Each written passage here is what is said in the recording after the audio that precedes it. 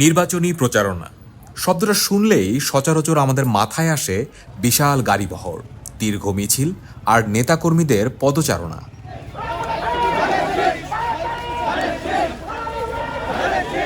কিন্তু রাজশাহী ৩ এলাকার নির্বাচনী প্রচারণায় দেখা গেল এক ব্যতিক্রমী দৃশ্য। কোনো বিশাল গাড়িবহর বা দলীয় জাঁকজমক ছাড়াই কোলে ২ বছরের শিশু সন্তান এবং পাশে স্বামীকে নিয়ে পায়ে হেঁটে ও অটোরিকশায় চড়ে ভোটারদের দ্বারে দ্বারে ঘুরছেন স্বতন্ত্র প্রার্থী হাবিবা বেগম।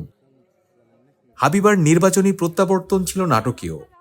২১ জানুয়ারি অন্য প্রার্থীদের প্রতীক দেওয়া হলেও তার মনোনয়ন বাতিল করে রিটার্নিং কর্মকর্তা। তিনি ওই সিদ্ধান্তের বিরুদ্ধে আপিল করলেও প্রার্থিতা ফিরে পাননি। দীর্ঘ আইনি লড়াইয়ের পর হাইকোর্টের আদেশে প্রার্থিতা ফিরে পেয়ে ফুটবল প্রতীক নিয়ে নির্বাচনী মাঠে লড়ছেন তিনি। প্রথমে যে প্রবলেমটা ফেস করছি সেটা হচ্ছে আমার প্রার্থিতা নিয়ে। আমি যখন ডকুমেন্টস সাবমিট করি তখন 15 মিনিট আগে করেছি, এটা এর আগে মিডিয়াতে বলেছি। সেখানে কোনো রকম হেল্প পাই নাই। যে আমার যদি আমি হেল্প পেতাম তাহলে আমাকে কমিশন যেতে হতো না, হাইকোর্টে অত কষ্ট করতে হতো না। যাই হোক, প্রথমে দয়ার আল্লাহর রহমত, তারপরে জনগণের দোয়া। আমি হচ্ছে রিটার্নিং কর্মকর্তার ওখানে আউট হওয়ার পর তারপরে হচ্ছে কমিশনে গেলাম, কমিশন থেকে রিজেক্ট করলো, সেখান থেকে হাইকোর্টে গেলাম। তো আমার জনগণ দোয়া করেছে, আলহামদুলিল্লাহ প্রার্থিতা নিয়ে এসেছি। রাজনীতিতে তার সংগ্রামের ইতিহাসও বেশ দীর্ঘ। বিগত সরকারের সময়ে তার বিরুদ্ধে হওয়া ৬টি মামলায় কারাগারে গিয়েছেন ৭ বার। তার এই দীর্ঘ রাজনৈতিক জীবনে তিনি একবার সংরক্ষিত আসনে ইউপি সদস্য এবং সর্বশেষ উপজেলা পরিষদ নির্বাচনে মোহনপুর উপজেলা মহিলা ভাইস চেয়ারম্যান পদে জয়ী হন। আসন্ন জাতীয় নির্বাচনে রাজশাহী জেলা থেকে প্রতিদ্বন্দ্বিতা করা একমাত্র নারী প্রার্থী হাবিবা বেগম। তবে তার অভিযোগ, স্বতন্ত্র প্রার্থীদের দলীয় কর্মীরা অনেক সময় তাচ্ছিল্যের চোখে দেখেন।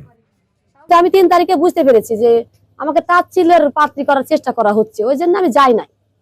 যে ৩ তারিখে গেলে অনেক ক্ষেত্রে দেখেছি যে দেখেননি, মানিকগঞ্জ ৩-এ এক ভাইকে স্বতন্ত্র প্রার্থী ধাক্কা দিতে দিতে অফিস থেকে বের করে দিল।